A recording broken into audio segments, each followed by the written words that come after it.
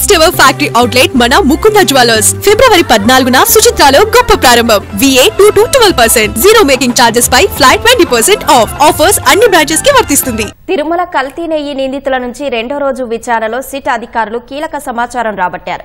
టెండర్లు దక్కించుకున్న AR dairy పేరుతో ఉత్తరాఖండ్ కు చెందిన బోలేబాబా డైరీ నెయ్యి సరఫరా చేయడంతోనే అక్రమాలు జరిగినట్లు నిర్ధారణకు వచ్చారు. కల్తీ నెయ్యి సరఫరా గుట్టు తేల్చే దిశలో నిందితులను సిట్ అధికారులు ప్రశ్నలు సంధించారు. టీటీడీ నిర్వహించిన నెయ్యి సరఫరా టెండర్లలో అర్హత లేకున్నా ఎలా పాల్గొన్నారు? ఏఆర్ డైరీ వేసిన టెండర్ ఈఎండీ మొత్తం భోలేబాబా డైరీ ఎందుకు చెల్లించింది? టీటీడీ అవసరాలకు సరిపడా నెయ్యి సరఫరా చేసే సాంకేతిక సామర్థ్యం లేకున్నా టెక్నికల్ బిడ్ లో ఆమోదం ఎలా పొందారు? శ్రీ వైష్ణవి డైరీ కార్యనిర్వహణాధికారి కలీకుల్లా ఖాన్ ఎందుకు అజ్ఞాతంలోకి వెళ్లారు? అర్హత లేకున్నా ఏఆర్ డైరీ నెయ్యి సరఫరా టెండర్ దక్కించుకోవడానికి సహకరించిన పెద్ద వ్యక్తి ఎవరు అంటూ సిట్ వేసిన ప్రశ్నల పరంపరతో కల్తీ నెయ్యి నిందితులు ఉక్కిరిబిక్కిరయ్యారు. రెండో రోజు విచారణలో సిట్ అధికారులు కల్తీ నెయ్యి గుట్టు తీగలాగి డొంక కదిలించినట్లు విశ్వసనీయ సమాచారం.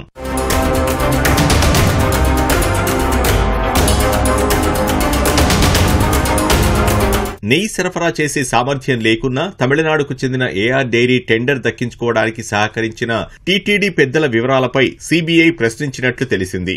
ఏఆర్ డైరీకి టెండర్లు దక్కడంలో అప్పటి పాలకవర్గంలో సభ్యుడిగా ఉన్న తమిళనాడుకు చెందిన ఓ వ్యక్తి కీలకంగా వ్యవహరించారన్న సమాచారంతో ఆ కోణంలో విచారణ సాగింది.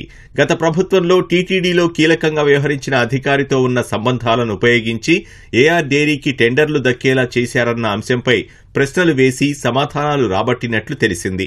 మరోవైపు టెండర్ వేసేందుకు అవసరమైన డబ్బు, సాధన సంపత్తిని సమకూర్చడంలో భోలేబాబా డైరీ డైరెక్టర్ల పాత్రపై విచారించారు. కల్తీ నెయ్యి సరఫరాలో ఉత్తరాఖండ్ సంస్థ హస్తం ఉందని ఇప్పటికే స్పష్టత రాగా ఎవరెవరి పాత్ర ఉందనే అంశంపైనే నిందితులను ప్రశ్నించారు. అక్కడ దర్యాప్తు చేస్తున్న అధికారుల వద్ద నుంచి సమాచారం తీసుకుంటూ ఇక్కడ ప్రశ్నావళి సిద్ధం చేసుకున్నారు. సాంకేతిక బిడ్ అనుమతించే విషయంలో పర్చేసింగ్ కమిటీ పాత్ర ఎంతవరకు ఉందని టీటీడీ అధికారులను అడిగి తెలుసుకున్నారు.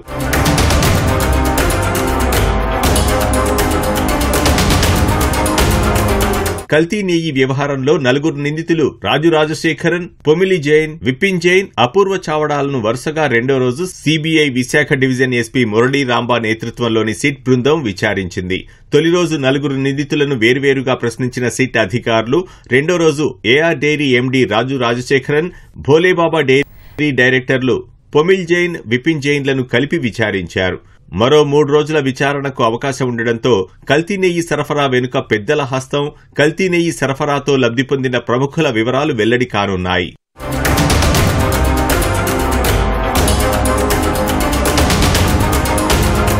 తొలి రోజు విచారణ ముగిసిన తర్వాత కల్తీ నెయ్యి నిందితులను తిరుపతి తూర్పు పోలీస్ స్టేషన్ కు తీసుకువెళ్లిన సిట్ అధికారులు రెండో రోజు విచారణ అనంతరం మరో స్టేషన్ కు తరలించారు.